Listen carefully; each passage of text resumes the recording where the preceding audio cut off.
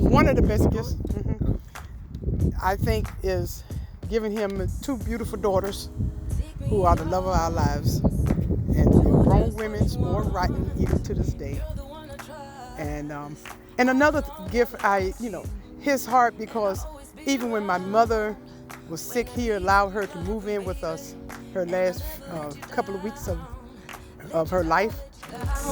I'm your song and you're playing all my melodies. There's no one else, 'cause baby we got chemistry. You give me feelings that I never knew. This heart of mine will always and forever belong to you. You and me were meant to be as one. The universe has known it all along. Maybe this is where our story starts. Maybe it was written in the stars. Written in the stars.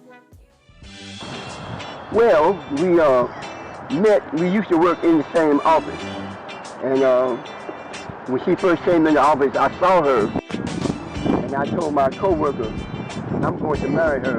And he said, "Oh man, you're not serious." I said, "I'm going to marry her." And then from then on, I used to go in her office and just look at her and talk good stuff to her, and she used to blush and everything.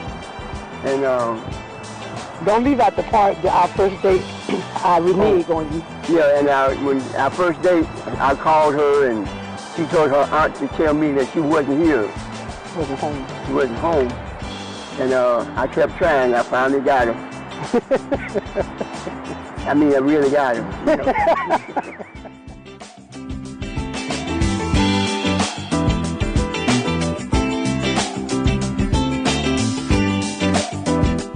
We knew we both wanted to get married.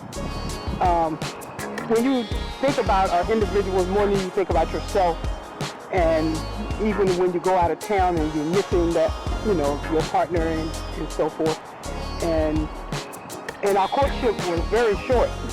We started dating in April of 1980, and we was married the same year in October of the same year. And what keeps, I think, a healthy marriage is, first of all, having God in our lives is number one. That's key to be the center, and communication. And a lot of people have different opinions about how to work your finances and so forth together. You may keep separate accounts, but we put our money together, and we do what we need to do for our home, our children, at the time our children. And but having God in our lives is number one. That's key right there. And without him, it's not saying it's always rosy, because we have our disagreements, but they're not to the point where we're leaving home or, going to spend the night somewhere else because we had a disagreement. And one thing, going into our marriage, my thought was always, I'm not going in this with the idea of getting a divorce. That wasn't an option. And so we've been together now 40 years, thank God. 40 years. So I think that's the key, having him number one, and being able to communicate, being best of friends, So that's it. He is my best friend, yeah, but I don't have any friends. I heard of someone that we know that was getting married, and out of his mouth, well, if it don't work, I get divorced. Why get married if you got that in your head? That shouldn't even be an option. You should be fighting for your marriage.